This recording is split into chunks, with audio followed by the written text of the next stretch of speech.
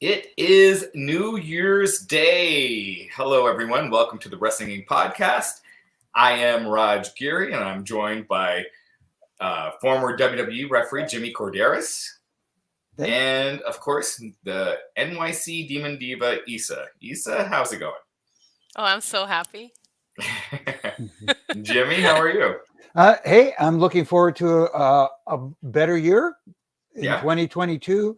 The only thing, Issa, it's a pleasure meeting you. I know you're there in New York, and unfortunately for me, watching last night, Ryan Seacrest is no Dick Clark. I'm sorry to say.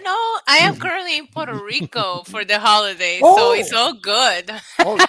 Awesome. Yes. I thought real New Yorkers avoid New York at all costs on New Year's Eve. So, fun fact. I was there in 2000 to 2001 at Times Square for New Year's, and it was snowing. It was freezing. There was an Irish pub, like just right across the street. They charged like $60 just to get in.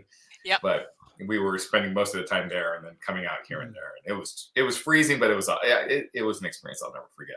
You got to do it once. Yeah, right. No. Exactly. So WWE Day One. Tons of news to talk about. Obviously, Roman Reigns revealing he has COVID. He was out of the main event with Brock Lesnar. Brock Lesnar was inserted into the WWE title match, ended up winning the match, pinning Big E. He's the new WWE champion. We'll get all into it. They did seem to be teasing Brock versus Lashley, which I think just makes all the sense in the world. Funny match. Yeah, but before we go in depth into the pay-per-view, and before we get into the news, just quick thoughts on the pay-per-view. I'll shoot to you first, Jimmy. Okay. For me, I actually thought the pay-per-view was very good from an in-ring standpoint. I thought the matches delivered for the most part. There were times during the night where I felt the audience, I don't know, the live audience anyways, I don't know if they tuned out a little bit. Were they a little bit, a little too much for them at times? But I thought the in-ring work was very good. I thought everybody delivered and worked really hard. And you always want to kick off with a big one. And that opening match, that tag match was awesome. Yeah, it was almost like they started with one of the matches of the year. Issa, your thoughts? Yeah, same. I thought from an in-ring perspective, it delivered even on matches that I didn't feel as invested as I was going into storyline-wise, watching the matches. I had a lot of fun watching these premium live events because we don't call them pay-per-views anymore. So, yeah, overall, I thought it was fun. Hot opener, hot closer. You can't complain, especially with the uncertainty that we had going into day one when the day started, finding out about Roman Reigns, and then what we ended up getting. I thought it was a fun pay-per-view. Yeah. Before we get into the pay-per-view, let's get a couple of super chats here. Joshua Taylor with the $1.99 saying, "Give us Brock versus Lashley. The time is now." They definitely seem to be hinting at it at the end of the match because they would cut to Lashley looking at Lesnar. I think they missed a big opportunity to have a stare down with Brock and Lashley tonight. Like they clear the ring and it's just the two of them.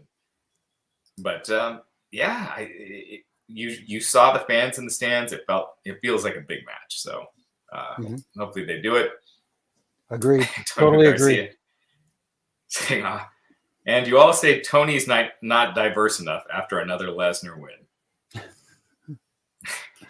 Okay. I mean, which is one of the things to discuss. Tony Khan Big Swole. Big Swole on a podcast this earlier, just last night. She kind of took AEW to task. She said that she talked about her departure from the company. She said one of the issues she had was the lack of structure. Another, she said, is diversity. And I'll just quote her, "I do not beat around the bush when it comes to diversity in my people. There's no representation. And when there is, it does not come across in the Black community as genuine at all. I don't know why everyone is so afraid to accept it or say it, but it's not a good look.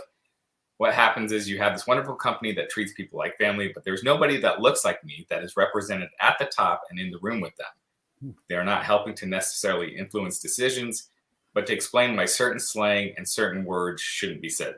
There was no one else who can explain our culture and experience except for us."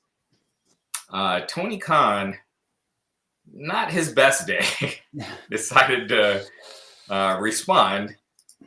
And he wrote, the top 2 AEW execs are Brown, me and Mega, Jade, Bowens, Castor, Dante, Nyla, Isaiah, and Mark Quinn all won on TV this month. The TBS title tournament has been very diverse. I let Swole's contract expire as I felt her wrestling wasn't good enough. AEW Rampage street fight tonight. Gosh, I don't know where to begin. Issa, why don't we start with you? What were your thoughts on the whole ordeal? I personally just think that the way that he handled it was just not the most professional. If you want to be a CEO, owner of a company, that was the turn off for me, right?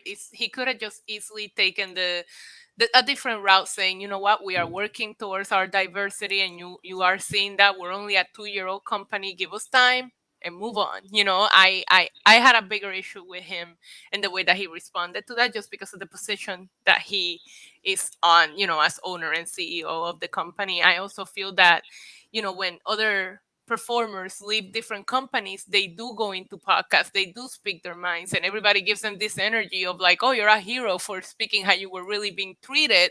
I don't know that Big Swole is getting that same energy from fans or former co-workers or whatever it is. So I feel like she has the right to speak her mind. And I see other people standing up and backing up Tony Khan. And my opinion to that is, okay, good for you for getting those opportunities, but she didn't feel like she was getting those opportunities, and she has every right to speak her mind.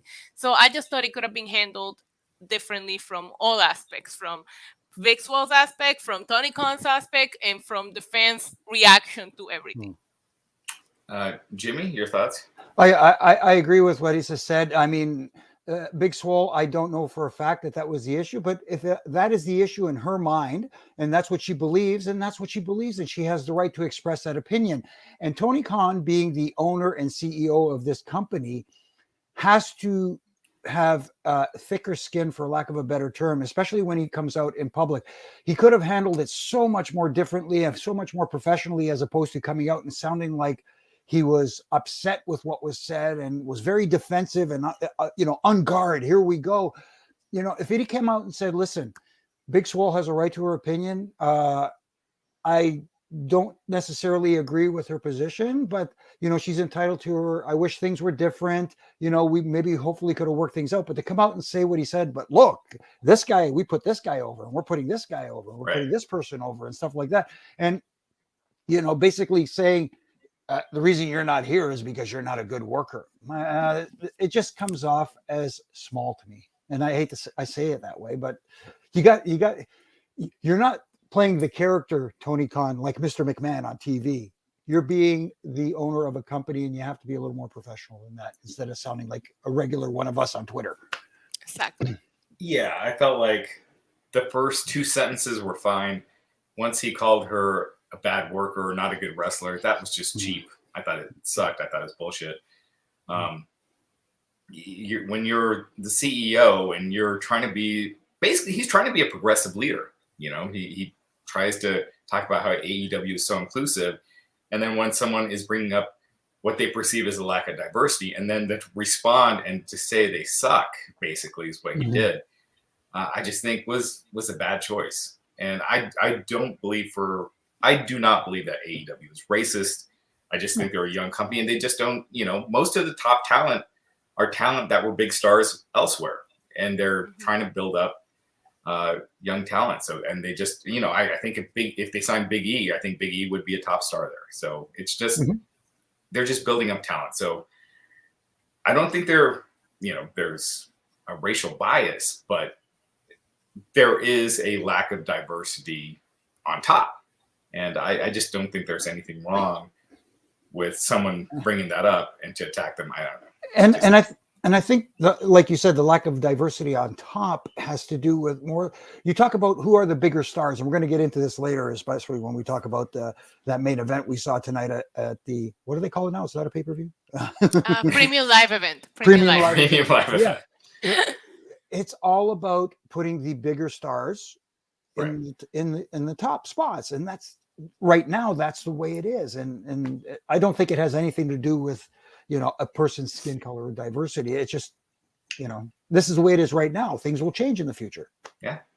And you see with Jade Cargill, I mean, she's clearly a superstar. She's green, but you could tell they see big things in her. I wouldn't be surprised if she wins that TBS title tournament. Mm-hmm. Right. I think it's just the WWE just has so much great talent, and AEW it does as well. It's just the ones that the most talent they've been able to pick up are not necessarily always the most diverse as far as the top level. Mm-hmm. So, not Tony Khan's best moment. I think you're the you're the CEO of a wrestling company. You just need to sometimes just know when to avoid. Mm-hmm. Dakil Hassov saying, "Love the match, hated the finish, but Kofi, Bianca, Big E not coming out last and getting pinned. It's starting to feel like disrespect." Bianca wasn't on the show, right? No, I think he's referring maybe to when they lost their titles, but I think the reason why Bianca came out first at SummerSlam is because we didn't know Becky was coming back. They were advertising Sasha versus Bianca up until the point where Carmella and Becky came out. Mm-hmm. But I think that's what he was referring to, the moment that Bianca lost her title. But Kofi did came out first to Brock when he did drop the title to Brock. There you go. Look, that's always bothered me. Going back to WrestleMania 5, when Macho Man came out first, I was like, and they gave it away. It's like, Hulk's definitely winning. They won't even let the champ come out. But in my opinion, champion should always come out last. Agreed. I mean, I get it. Hulk is technically the bigger star than Macho Man, and I understand that. But at the same time, the champ is the last one to enter the ring. Yeah, absolutely. Mm-hmm. We got another super chat here. Stellar Justin Lopez. On that same podcast, Will spoke highly of TK and how he would buy dinner for all the talents. Tony overreacted like he was called racist. Mm-hmm. I didn't think that Big Swole's criticism was in poor taste. I thought she spoke, the way that she needed to speak. She spoke her mind, and I didn't think she was disrespectful. And at no point I thought it came out like she was calling him racist. I didn't think that was the issue. It's about how she felt. And I didn't think I listened to the whole podcast. I didn't think she spoke in a way that was the way that he reacted to it. Yeah, I agree. I just think it was an overreaction.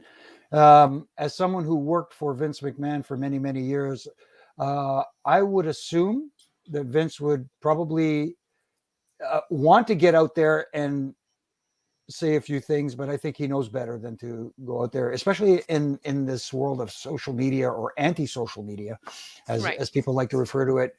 I think he knows better than to do something like that. And I think Tony should learn from this too, and just say, hey, you know what? I want to be active on social media and interact with our fan base, but at the same time, pick my spots. Yeah, and I agree with what Issa said. It didn't seem like Swole was saying the company was racist.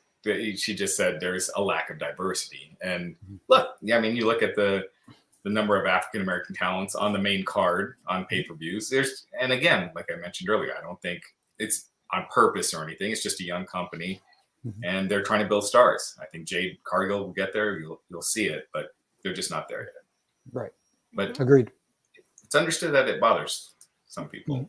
Mm-hmm. Kurt Pride says, I wanted to root for Lashley or Big E tonight for racial pride. What? Okay. I wanted to root for Lashley or Big E tonight for racial pride reasons, but Brock made sense. Roman versus Brock and Brock versus Lashley at Mania. Yes.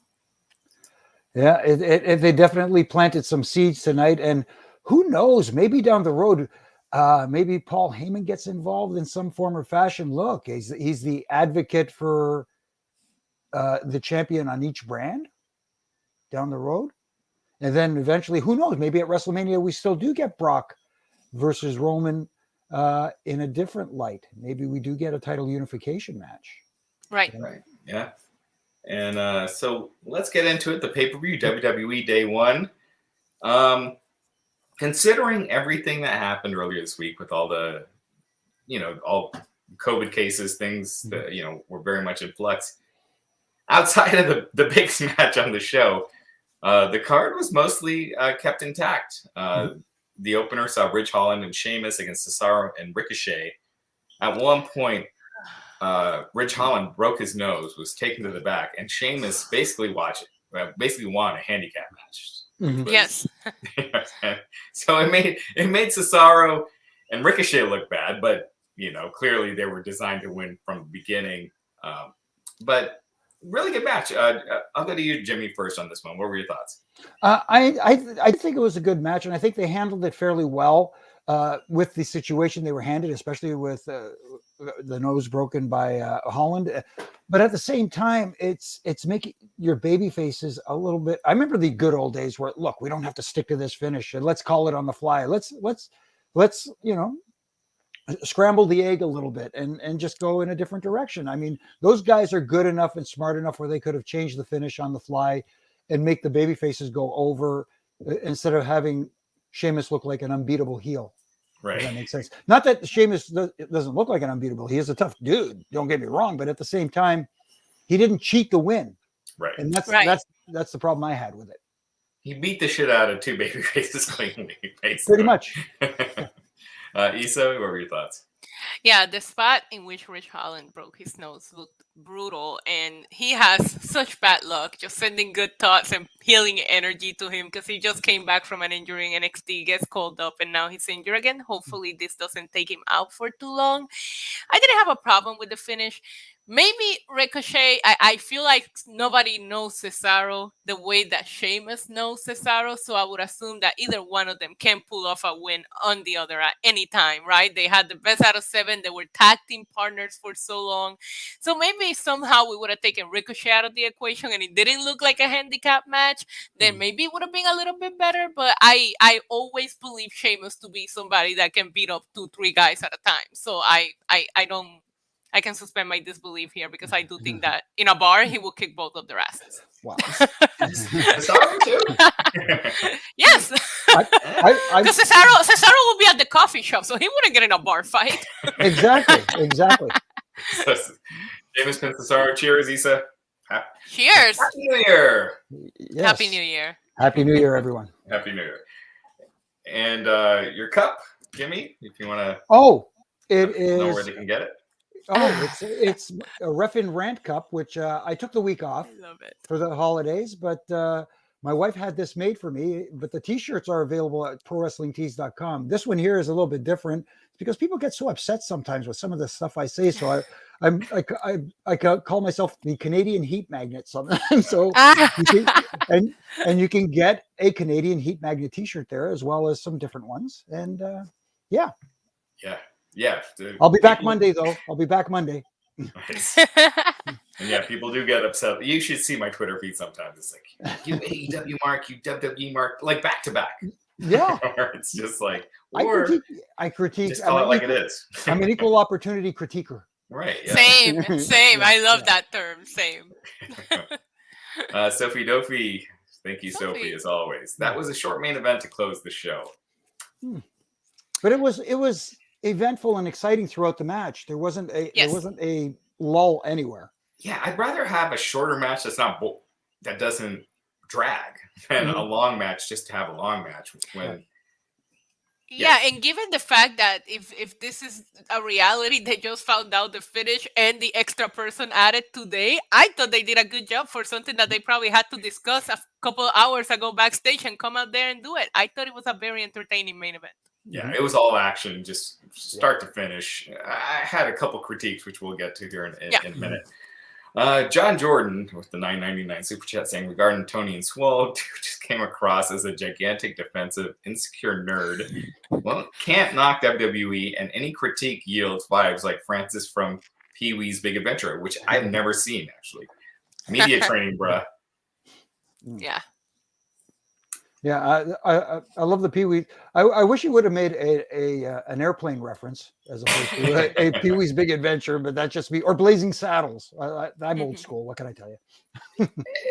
There are times where Tony, like he shot at Fox News, which I'm not a Fox News viewer, but he did he just ripped Fox for an article that they did noting that their ratings were down since September, which they are.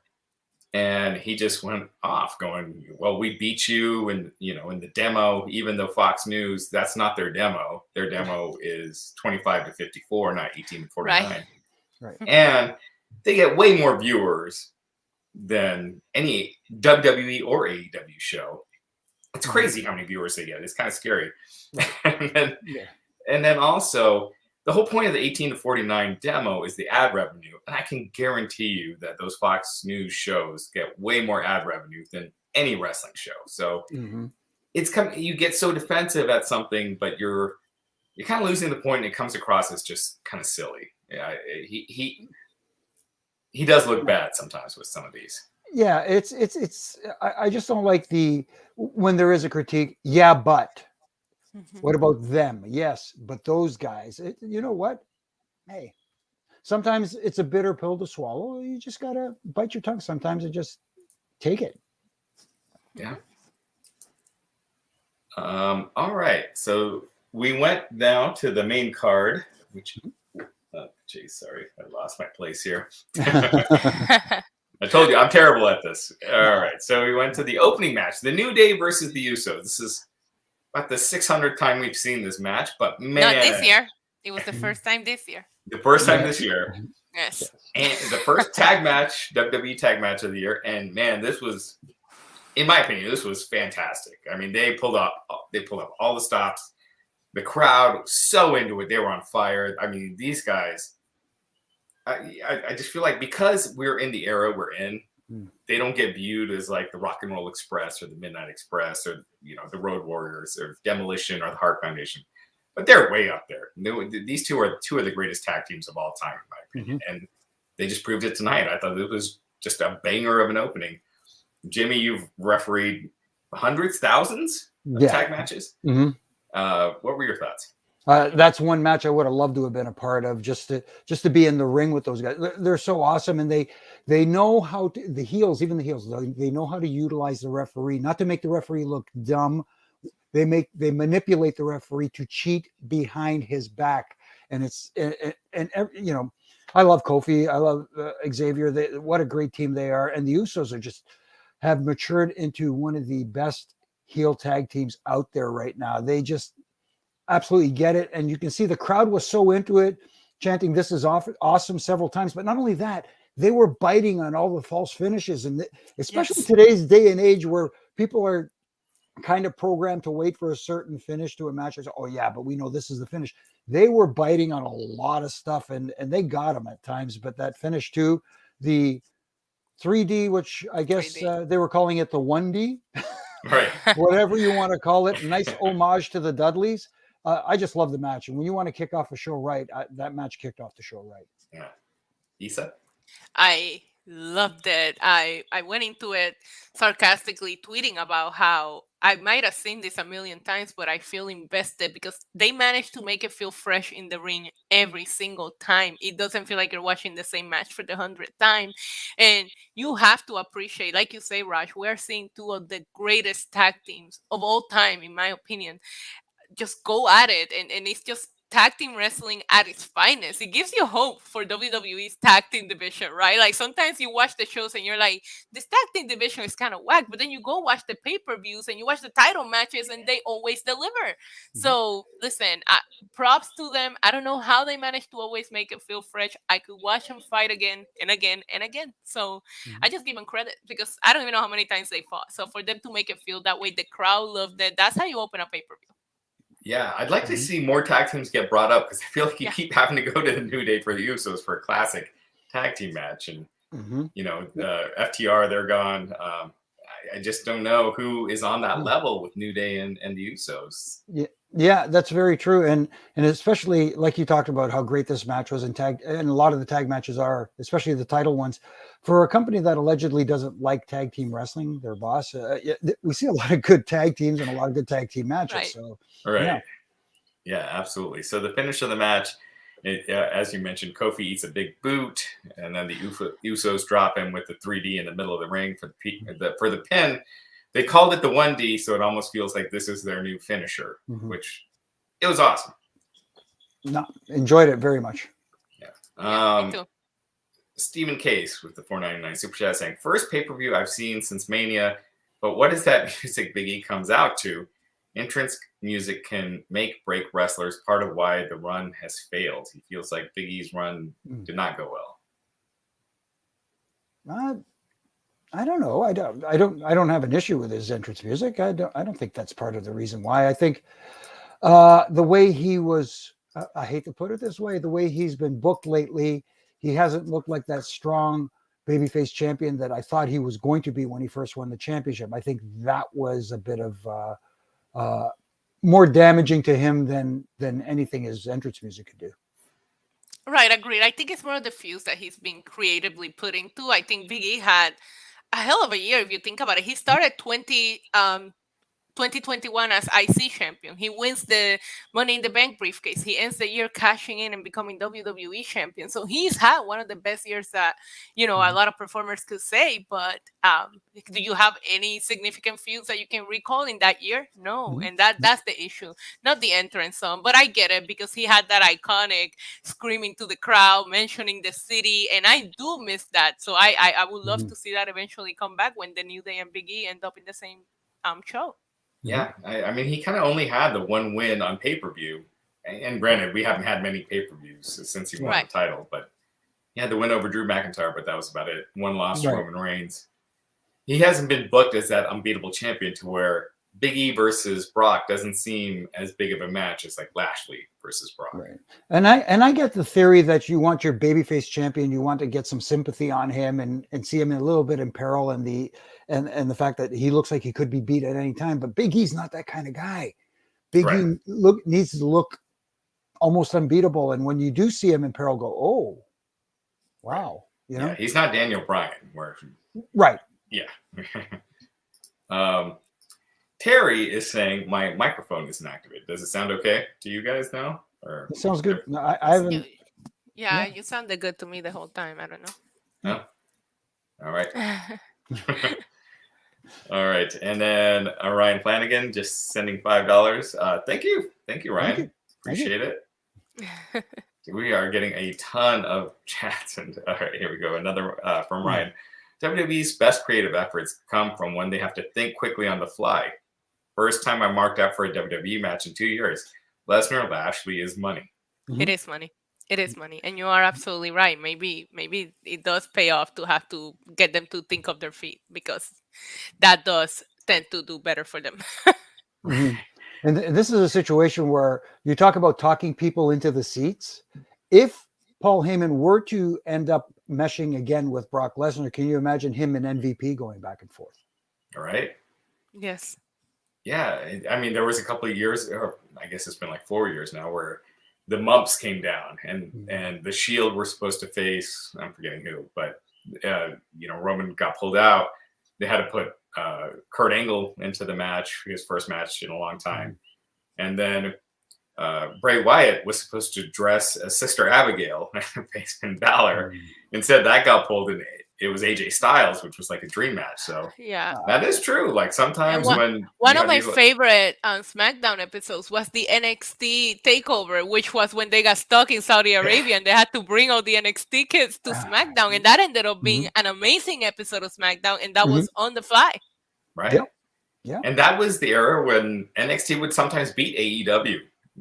Especially at least in terms of total viewers, I think they did once in 1849. It got NXT hot, and but yeah, I agree. Like I thought this match was way more intriguing in a lot of ways.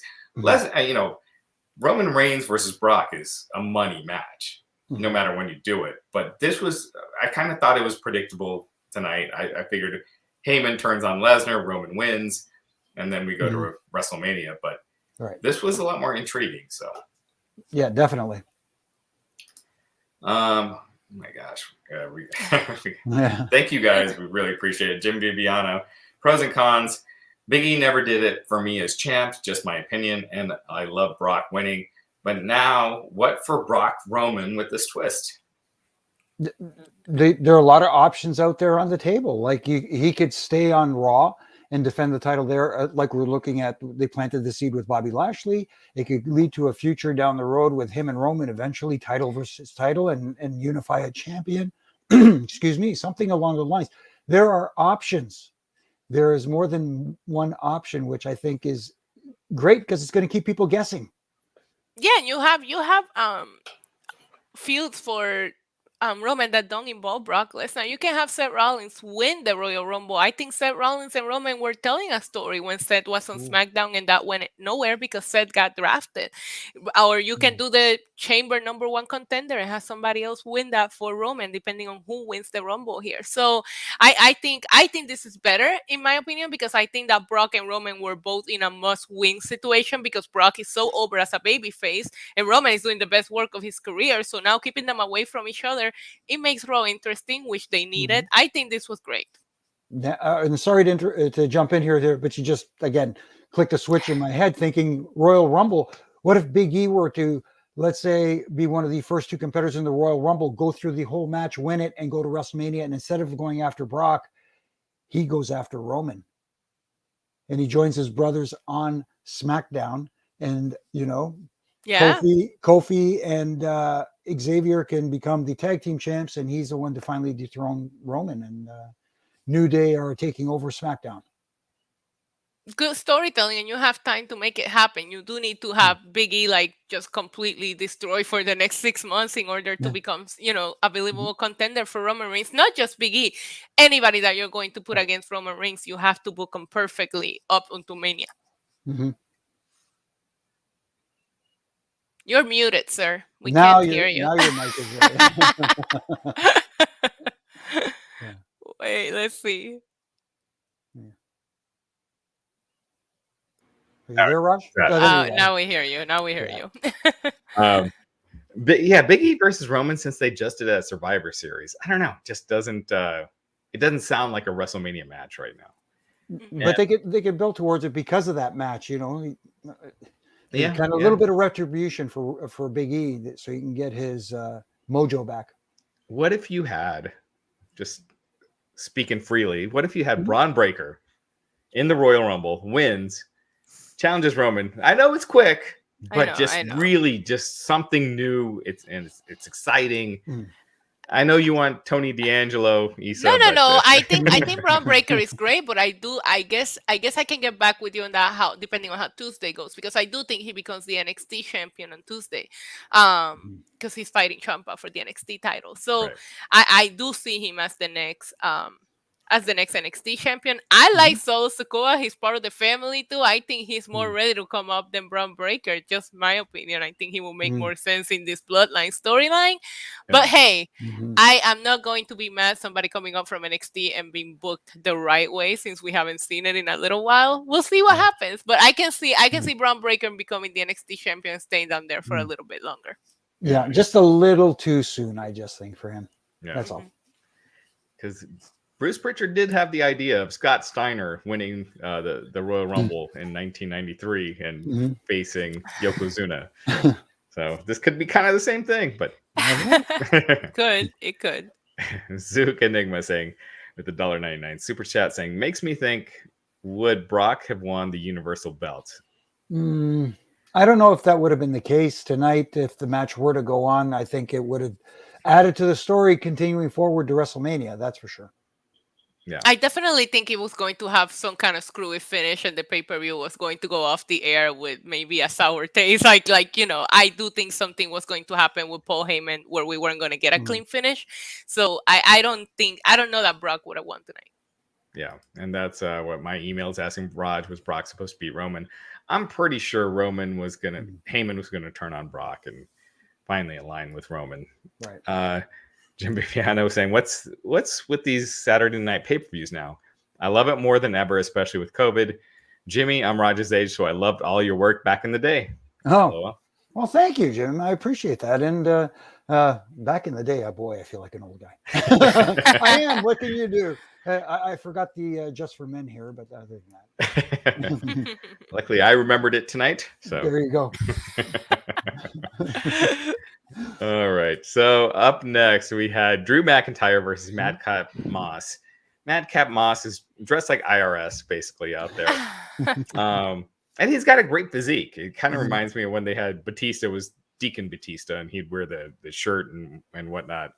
But they tried. I think, after that last match, it was going to be hard to overcome this. And I kind of what I think everyone would think. Drew hit the Claymore, got the win. So Drew McIntyre beats Madcap Moss. I don't think anyone put their money on Madcap Moss on this match. No, I hope not. Misa, your thoughts? I mean, it delivered in rings wise. I thought it was a fine match. It was positioned in a spot where everybody needed to cool down, go take their cold shower after that tag match. So, and it's a story that I just don't find myself invested in. I feel like, Drew McIntyre just should be a little bit higher up. We'll see where it goes. They're building something here with Happy Corbin, etc. But it was a fine match for what it was. Was I invested? No. Could I have gone without it? Yes. No, I agree with that. That's the thing. You want people to be invested in the characters, in the story being told. And the match was perfectly fine. But the one thing I took away from this match was I saw a lot of potential in Madcap Moss. There's little things that he does that I thought were very good. Everything from like hitting the ropes. When he hits the ropes, he hits them to gain momentum. He comes up when he hits the turnbuckles. He hits them hard. He's a very, believable in his in-ring work. And again, the potential is there, and maybe he does eventually go the Batista route where we do get to see him get to flex a little bit, but maybe a little longer than it should have been before Drew got the win. But at the same time, I was impressed with Moss's work. Yeah. Is it just okay? So, as an old man, I find Madcap Moss. I find him and Happy Corbin pretty entertaining. I mean, their jokes are supposed to be bad, but their reaction to it, I find it hilarious. That's it. They're supposed to be bad. It's kind of, we're going to get to the other tag team later on with RK Bro, because at first I wasn't buying into this. I'm going, what, Randy with Riddle? I don't see this happening, and then all of a sudden it's like, I'm all in. Same. Yeah, same. With my daughter. Same with RK Bro. This one is still not there for me. Yeah. With my daughters, if I tell them a bad joke, if I tell them a good joke, they laugh for a second. But if I tell them a bad joke and I just laugh forever, they're having a good time for like 30 minutes. Who I want to be their manager? I want Al Snow to be their manager. Oh? Love that. Nathaniel Cook saying Roman Spears Becky creating Reigns versus Rollins at WrestleMania. I don't know if we're going to see something like that, but anyway. She took the end of day, so she can take a spear. Yeah, she did take the end of day. So Baron Corbin had said he got death threats after he hit the end of days on Becky. Antoine Fair, longtime listener of this the podcast, thank you for the $5 super chat, saying I think Bobby was a show into winning the Rumble. Shoo-in? Shoo-in. Yeah, yes. I believe they are trying to turn Bobby because of Lashley. Mannerism, Bobby versus Roman, Brock versus Big E. So Bobby versus Roman, Brock versus Big E. Unless they do Bobby and Lash and Brock at Rumble, I really want to see Bobby versus Brock Lesnar. And I'm with you on what you said earlier about missing the stare down between the two of them. That would have been awesome. But I do think they're trying to turn him babyface. The night that he had to defeat all three of them to make it onto the match, I found myself wanting to root for him watching Monday Night Raw, and I'm like, this is going to be a babyface turn eventually. It has to, because he finds himself in a situation where you kind of root for him. No, I agree. Like you said, getting into the match felt more babyface-ish for him. And again, this is a match I think a lot of people want to see, me included. I'm very curious to see these two guys get in the ring together and really. I will say this: it'll be physical.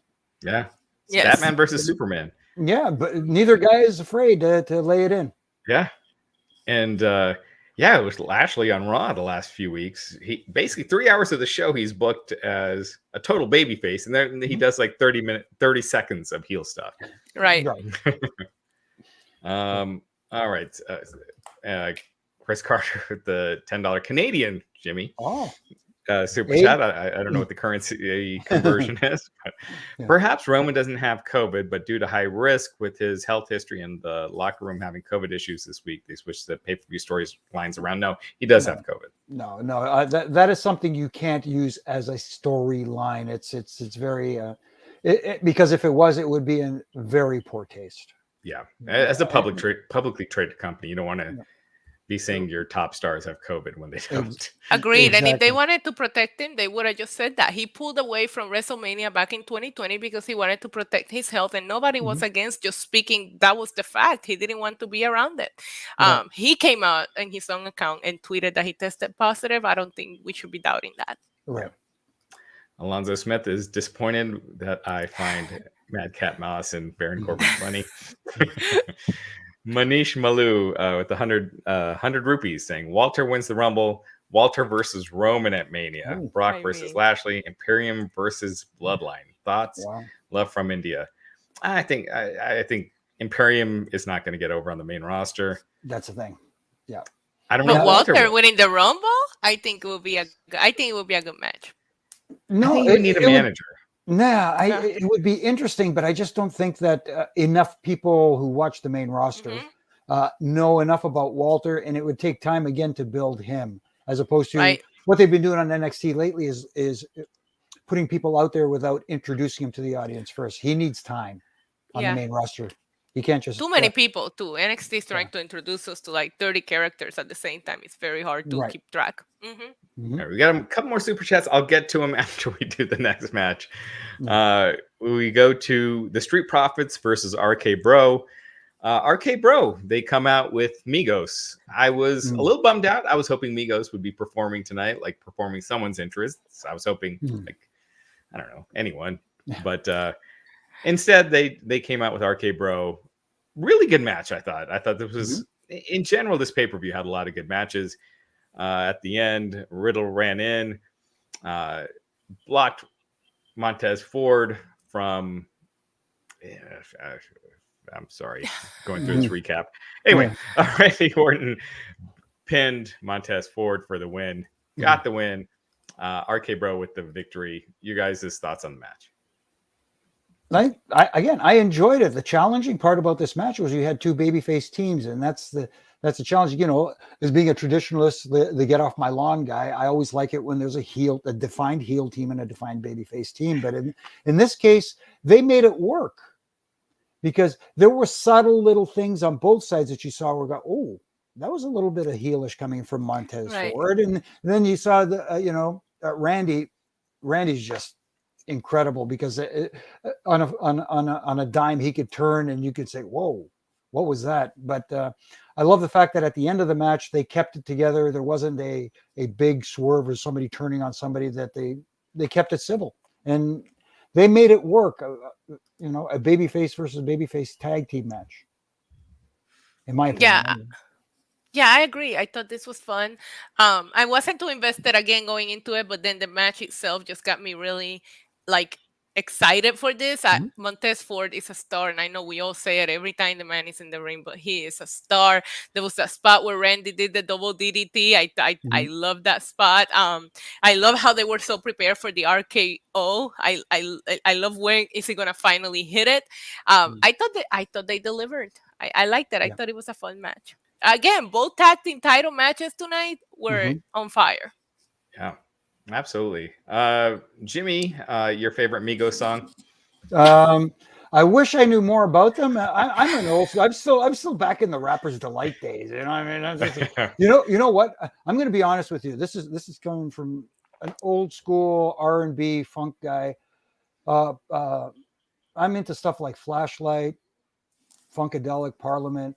The old school like that, and everything from Barry White to but I also have, I'm into Led Zeppelin and Neil Diamond, believe it or not. Yeah, I'm all over the map when it comes to this. If you look at my Pandora, I have, back in the day I listened to Black Sheep and Mos Def and Talib Kweli, and then I also have Guns N' Roses, Metallica, and then Prince. Oh my goodness, yes, Prince. Oh my goodness. Why I just drew a blank. Purple Rain in the movie, the The other band. The Temptation and the Tempests, or no, the other band that he kind of had. Purple Rain and the Revolution. No, the other band. I mean, Prince of the Revolution. Yeah, but he had his little rivalry with the other band in the club. Oh my goodness! And I just drew a blank on the name of the band. But, yeah. Issa? Watch, it'll come to me at the end. You got a favorite? No, I don't. Bad Bougie? You know what? No, it's not bad. It's not bad. But you guys already know my playlist is all full of Bad Bunny. So. It's just Bad Bunny. It's just Bad Bunny for the last 3 years. They got Migos. They haven't gotten the Weeknd yet. Weeknd has done 2 WrestleMania songs. My favorite. It will happen for you, Raj. It will happen. If I got Bad Bunny, you will get the Weeknd. I don't know. They're not listening to me. Mike says Lashley wins the Rumble and faces Lesnar at WrestleMania. Why not? I think it books itself. Very possible, yes. Absolutely. All right. Up next, we had some backstage segments. First, we had Drew McIntyre being interviewed backstage. Got attacked by Happy Corbin and Madcap Moss. So this feud must continue, leading to the big Happy Corbin versus Drew McIntyre match. Well, I like the fact that they kept it a little bit serious this time. Yes, we saw a different side of the Happy Corbin and the bad jokes and that sort of thing. But this feud, unfortunately for me, is not. I'm not truly invested in at this time, and I feel like it's putting Drew, giving him a step back as opposed to a step forward. Sure. Yeah. Issa? Yeah, I hope that they put all of Baron Corbin's money on the line and then he loses and he's broke again, because I missed the character when he was broke. I don't know how I'm feeling about this one. Yeah. It's funny because I mentioned how I do get a kick out of the Happy Corbin and Madcap Moss segments, but it doesn't make me want to see their matches. Like it's kind of entertaining, but they're not like a threat, or they're not building matches in a way to where I'm like excited to see it. So right. Then they had a backstage segment with Kayla Braxton interviewing Brock Lesnar. This was perfect. Oh my God, I thought this was awesome. Lesnar took the mic, said he could do what he wants because he's a free agent. He's going to go to the ring tonight and walk out as WWE Heavyweight Champion of the World. And that's not a prediction, my friends. That's a spoiler. I don't know why the last 7 years Brock was not allowed to speak on the mic, because he is just fantastic. He doesn't need to go cut a 15-minute promo. No. These 2 minutes, short and sweet. He is just awesome, in my opinion. Jimmy, you've been with Brock, and we've worked with him for a long time. What were your thoughts? I enjoyed it, and Brock actually is quite personable. If once he lets his guard down. And right now, it looks like he's not only there to do a job, he's there and he's having fun doing it. And it's coming across in his promo work. Like you said, it doesn't have to be this long, diatribe about whatever I'm going to do to this person. He just says, hey, you know what?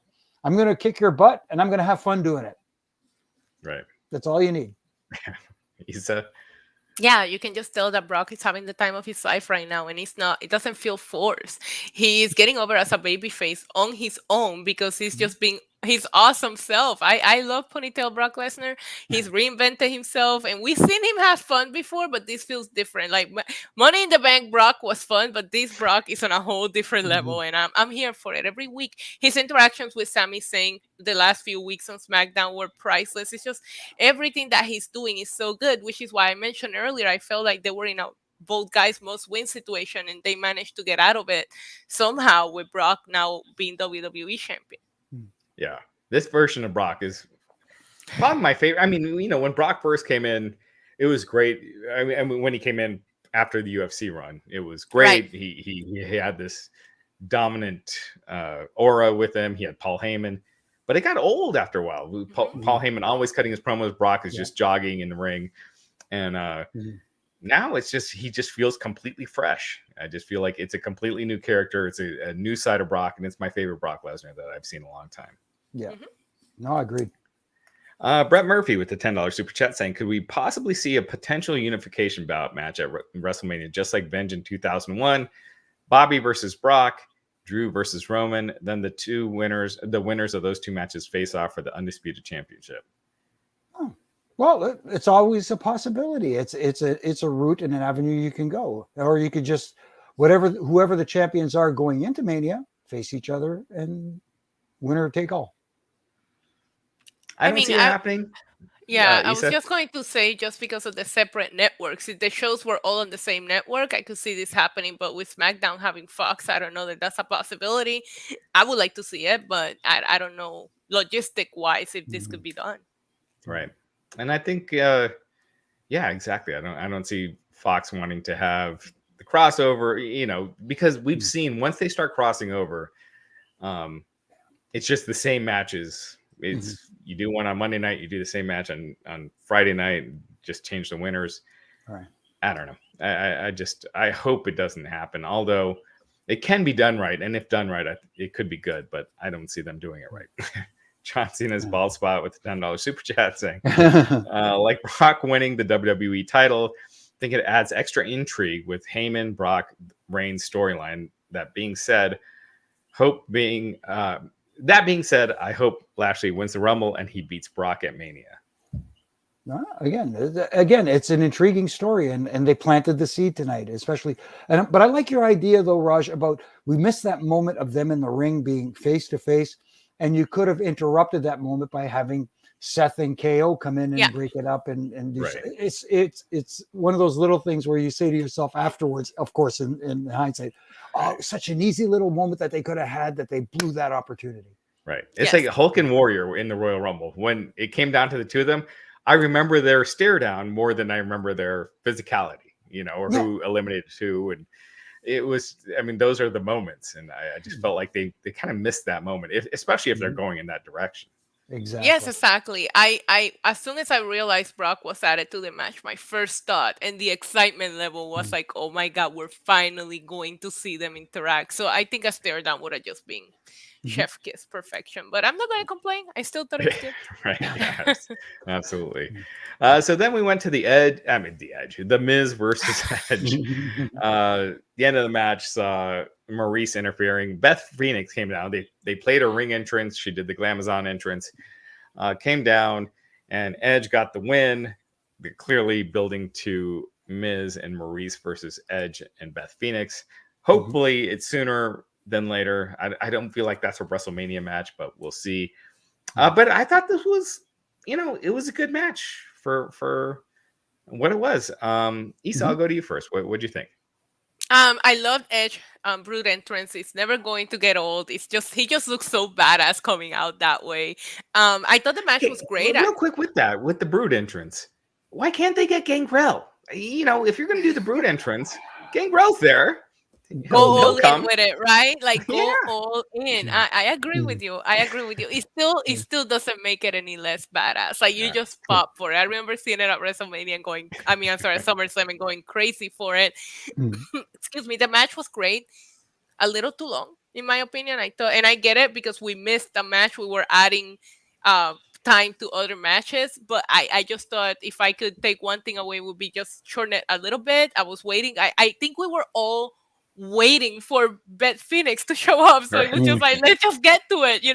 I can't wait to see them go at it. Maybe a Rumble match though. I would like to see Edge and AJ Styles be the WrestleMania match. I hope we get there somehow. But yeah, I think this will be a fun Royal Rumble match. I just hope it doesn't go all the way to WrestleMania. Yeah. Jimmy? No, I enjoyed the match very much. It was solid. It was a good story being told. It had good psychology. I agree with Issa that it maybe was a tad longer than it needed to be. But at the same time, it was still entertaining. And having Beth come down, I think people were anticipating it. Like you said, people were waiting. Okay, is this the moment she's going to be coming down? But they did get the audience to bite on that false finish when Maurice used the purse and the skull-crushing finale. People really popped huge when Edge kicked out of that. And it, again, great storytelling. The only thing for me is, of course, I'm a big fan of Edge and he's a buddy. So, a little biased, but I don't think Miz gets enough recognition for the good work he does as far as his in-ring ability and his heelness. People genuinely dislike him and he does that and he's great at it. And I don't think he gets enough credit for being the heel that he is. Yes. The only problem with Miz is like Miz against Brock Lesnar is funny. Like because he is so comedic, it just seems like a joke. Whereas, like an AJ Styles, who's a smaller guy against Brock Lesnar, is not a joke. Like he can pull it off more. So Miz is entertaining, but you don't buy him as a threat against anyone, in my opinion. No, I could see that. I could see that logic, but at the same time, I think he's good enough to make you believe that he could sneak or cheat his way to victory. Yeah. The Brood theme, one of the greatest themes of all time, in my opinion. Yes. Does it make any of your top fours? Ooh, wow. I used to love it. It was different. As being part of the crew as well back in the day, as well as refereeing, didn't like cleaning up the blood. But other than that, when you got it on your ref shirt, oh my goodness, might as well kiss that one goodbye. But it was incredible. The Ring of Fire and them coming up through it and the whole bit. Yeah, incredible. It was awesome. So if you had to think about your top four themes, Issa, what would you say?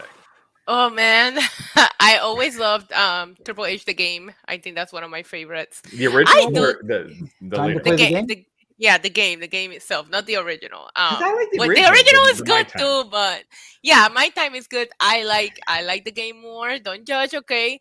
I do think I will put the Brood up there. I think it will make my top four. I gotta think of the other two though. So like, you gotta throw Stone Cold in there, because as soon as you hear that glass shatter, there is just an incredible.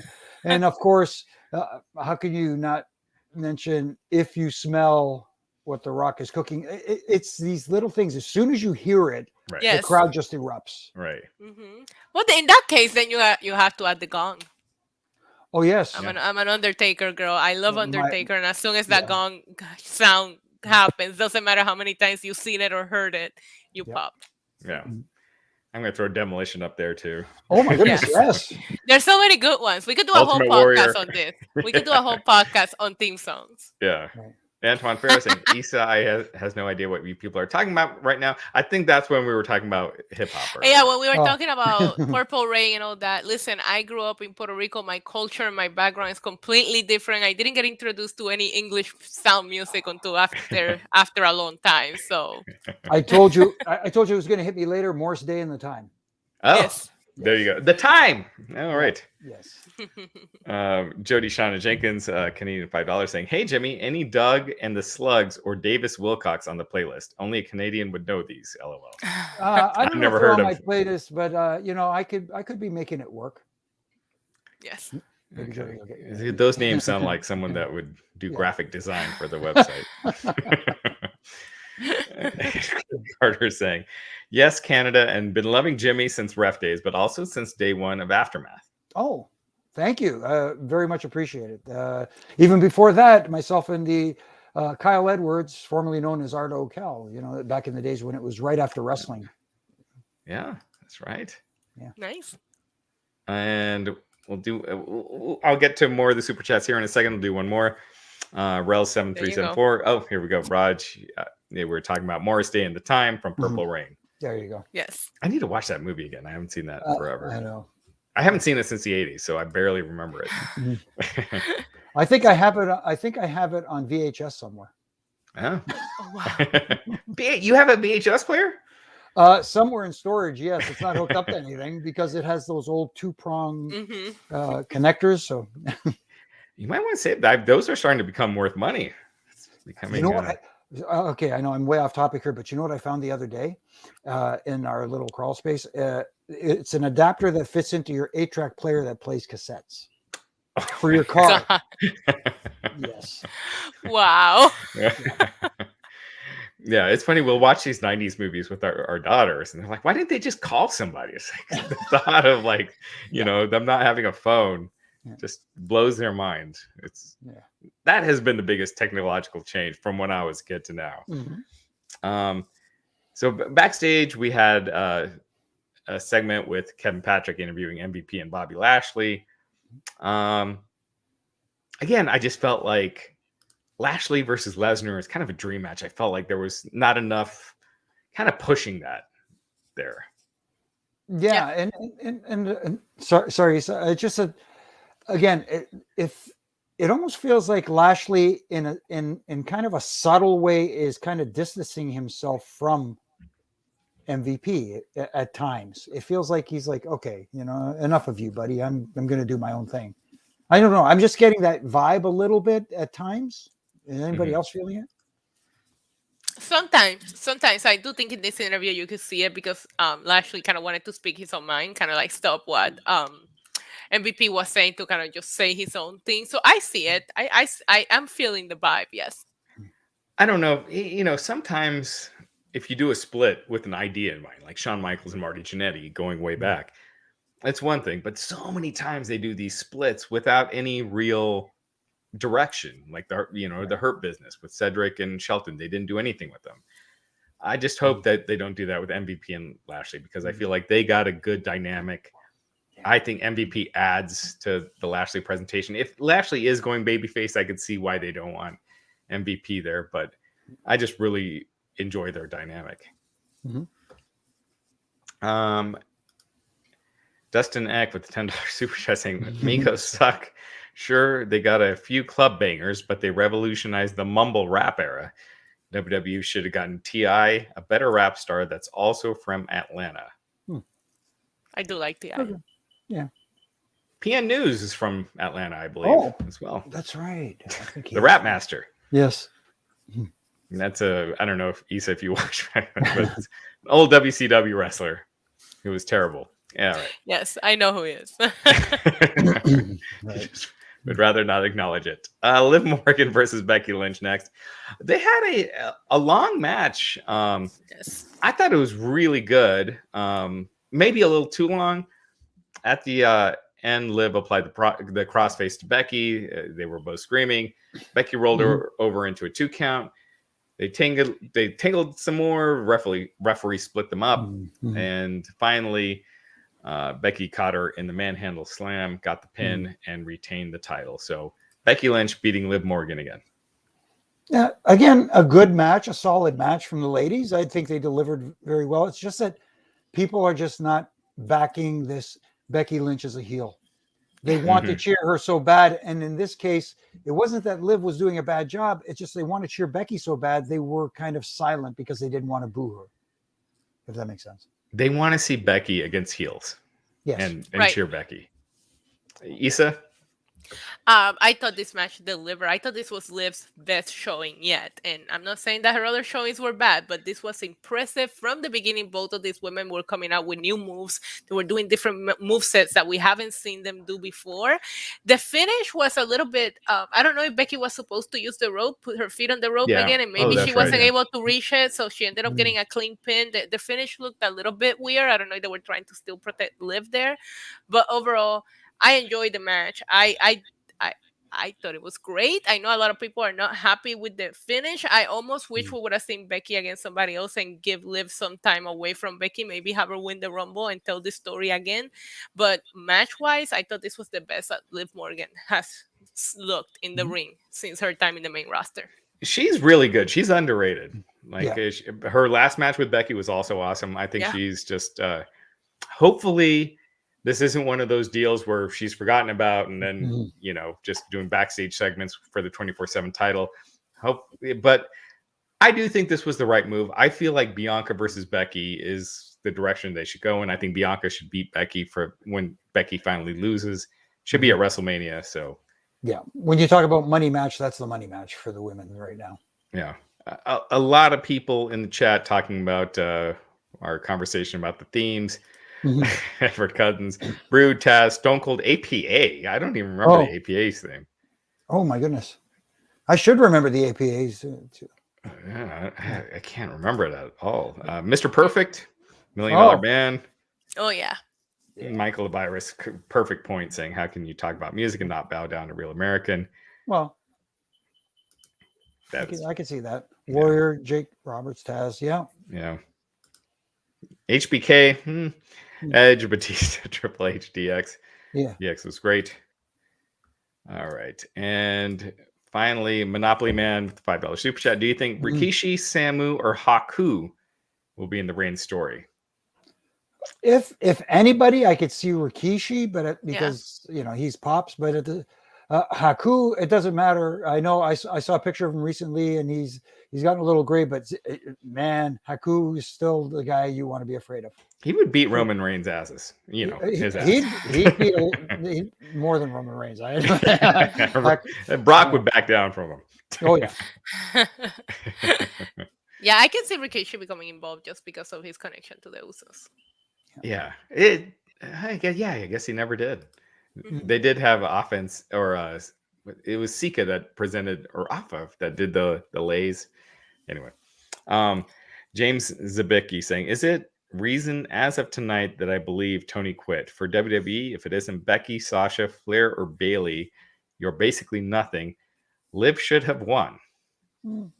I don't know if I agree that Liv should have won. She's definitely a great talent, but at the same time, I don't think this is the right time for her to be champion. You don't want to just trade titles. Right.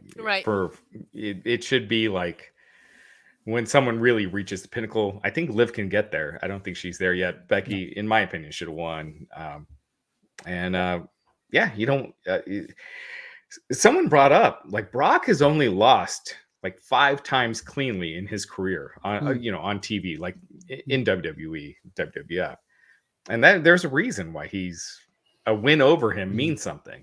Right. You don't want to just beat people back and forth just to provide a one night good, feel good moment. Exactly. He ended the streak, right? Yeah. So, Yes. yeah. Antoine Ferris, is it me or does Liv Morgan look like this kind of slow run in the transition parts to different moves? Jimmy, any thoughts to why she does that? So the transitions, do you feel like they're slow? I don't know if I would call them slow. It's just like everybody has a different pacing. Not everybody has the same, speed, so to speak, and maybe that's where she's comfortable, and that maybe what you find to be a slow run. Yeah, and I'm not sure if Antoine's talking about the entire match, but I did notice them slow down significantly after one point. But the match was a long match, so I can see both of them getting tired at some point in there. Yeah. So finally, we went to the main event. Mm-hmm. Brock Lesnar versus Seth Rollins versus Bobby Lashley versus Kevin Owens versus Big E. I felt like at least with Brock, Bobby Lashley, Big E, and Rollins, I could see, reasons for them to win. Mm-hmm. Kevin Owens was the only one I did not see winning, or not making. I love Kevin Owens. I just did not see it happening. But you can make cases for all of them, and they went with Brock, which is in a lot of ways to me it was surprising because clearly they were building to something with Brock versus Reigns at Mania. So this obviously completely changes their WrestleMania plans. Real quick, before we get into the match, Jimmy, your thoughts on Brock being inserted into this? I thought it was very interesting. I mean, you could have gone a different route. You could have had him just be there and have someone else come out and challenge him, saying, listen, Roman Reigns isn't here, but I'm going to challenge you for your spot against Roman Reigns when he's ready to come back or anything like that. But inserting him here opens other avenues and other doors, like we talked about, the possibility of a Bobby Lashley versus Brock Lesnar, having Brock Lesnar in a match at WrestleMania, a possible title unification match. There are so many options now that are on the table and so many directions you can go. And like you said, Raj, this changes up WrestleMania to a certain degree. And it also changes up the Royal Rumble. So it's got people guessing now as opposed to people going, oh, yeah, I can see this happening. Right. I like the question marks. Right. I like the question marks as well. And it makes you want to tune into Raw, which is something that they desperately need right now. Raw just became extremely interesting for Monday, where I didn't know, even if the title changed hands to a Seth Rollins or a Bobby Lashley or Kevin Owens, I feel like we would have walked into the exact same situation that we've been on for weeks on Monday, where Brock just completely changes the equation here. I obviously was heartbroken and healing vibes to Roman Reigns, like reading the news. But as soon as I saw that, I was like, holy crap, this is going to be one hell of a match. Somebody that just rewatched, I just rewatched Brock Lesnar versus Samoa Joe versus Braun Strowman versus Roman Reigns at Oh, SummerSlam a SummerSlam. couple of years ago, and I was like, God, that match like was so good. And then when I saw the graphic for that on my Twitter feed, I was like, this is going to be awesome, and they delivered. So I thought you advertised Brock Lesnar, like you said, Jimmy. I was like, you could have done an exhibition match for him just to give it to the crowd, but I do think that this crowd not getting Roman Reigns still ended up going home with a awesome main event. They got to see Brock Lesnar in action, so I thought it was a smart move. Yeah. Big Moon $4.99 super chat saying Queen Issa, Jimmy and Raj, great crew, and congrats Brock and WWE. Yes. Well, thank you, Bid. Well, cheers to that. Cheers. Yes. Cheers. Cheers. Yeah. Clink. Yeah. Fake clink. All right. Virtual clink. Virtual clink. So we went to the main event. The match itself wasn't too long. The first interaction with Lashley and Lesnar, we were talking about earlier, how we would have liked to have seen some sort of stare down or something. Instead, it was Lashley just spearing Lesnar through the barricades on the outside. They worked a few other spots in the end, but at the end, at one point, Lesnar hit everyone with an F5. At the end, Brock hit the F5 on Big E, got the pin. He is your new WWE champion, Big E. Brock Lesnar. Right. I thought it was a really fun match. It kept you guessing the whole time, and those are the funnest matches to me. I thought Brock winning, it just, again, I could see people hating it, but it opens up a bunch of possibilities. Issa, I'll go to you first. I mean, what a fun main event from beginning. Brock didn't even make it to the ring before they started attacking him, and he just took off before the bell rang, and he stayed that way until the end. Special shout out to Rollins and Owens for actually sticking to their plan and working together. I was like, when are they going to turn on each other? They didn't. They surprised me because they had Owens and Rollins worked together so much to take out Lesnar that I was like, this is how we don't pin Lesnar, but he doesn't win. For a second, I thought Lesnar was going to be out of the equation because they were all attacking him and we were going to get away with a different finish, and they didn't do that. And I did think, I know a lot of people are going back and forth with Big E, but Big E was hit with 2 F5s. Therefore, I do think he was slightly protected because he got hit pretty much with back-to-back F5s, which a lot of people really don't get back up from that. So overall, I thought it was fun, and I cannot wait to see what happens on Monday, which is something that I haven't said in a long, long time. So bravo to them. Yeah. No, it was a fun match. There was a lot of action, and all the big stuff meant something, and that was huge. And you talked about protecting Big E with the 2 F5s as opposed to just the one. So basically an F10, I guess, if we're doing our math properly. But at the same time, you talk about someone being protected. Bobby Lashley was protected because he did take the F5, but he wasn't the one who got pinned. So, there's still some, we saw that stare down at the end with Bobby outside the ring. And so, again, that leaves, listen, you defeated him, but you haven't pinned me. Yeah. And that was after the match ended. They clearly were focusing on Lashley's reaction, looking at the ring. They weren't doing anyone else. My only thing I feel bad about is Big E. Again, it feels like too soon for him to have relinquished his title, but like I said earlier in this podcast, he wasn't presented in the way I think he should have been presented. His time as WWE champion.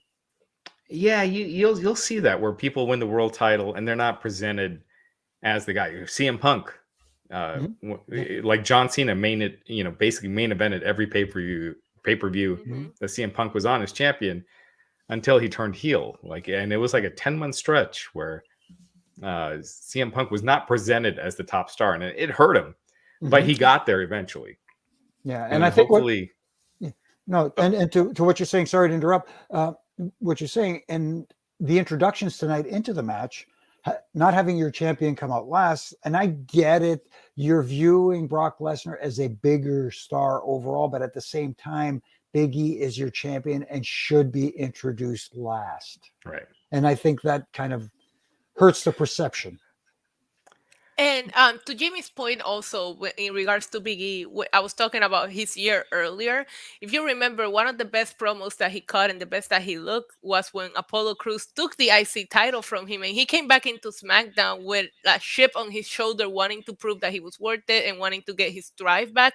You could do that with him right now. Even if he goes to the back of the line, he could try to make sure that he, makes up for this and gets kind of like that drive back to be champion. So you can do a lot with Big E here, but I think the momentum that Brock Lesnar got going for himself right now, I don't feel this is the wrong choice. Yeah, I agree. And I do think Big E sometimes always being happy and go lucky, I think that can hurt him as a serious top guy. And yes, hopefully they can find a way to kind of shift it where you don't want to change him completely, because that's what got him to the dance. That was what made him a top star in the first place. But you do want someone that can make a match feel heated and like it's a personal issue.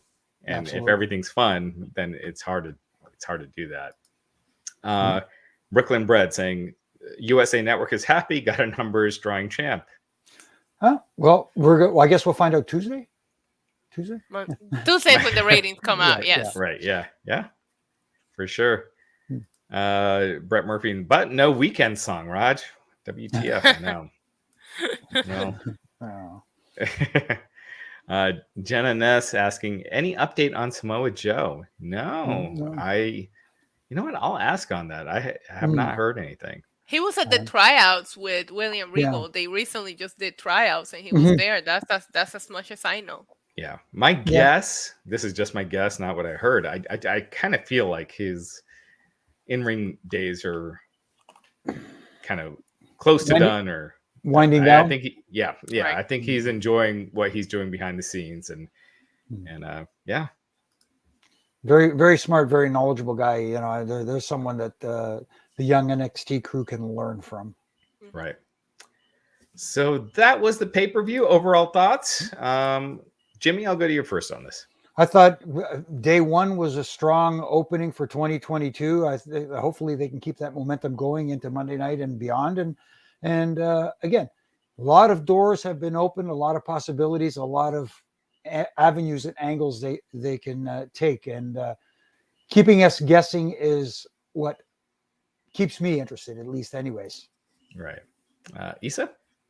Yes, I thought it was fun. A lot of good matches, good in-ring action. And again, you got me excited to watch Raw, which hasn't happened in a while, and to watch SmackDown, because if Brock's going to be on Raw now, who's going to step up to Roman Reigns? You have a couple of places where you can go with this. So it's exciting. But yeah, a strong opener for the year. A lot of really good matches and a lot of people shine tonight.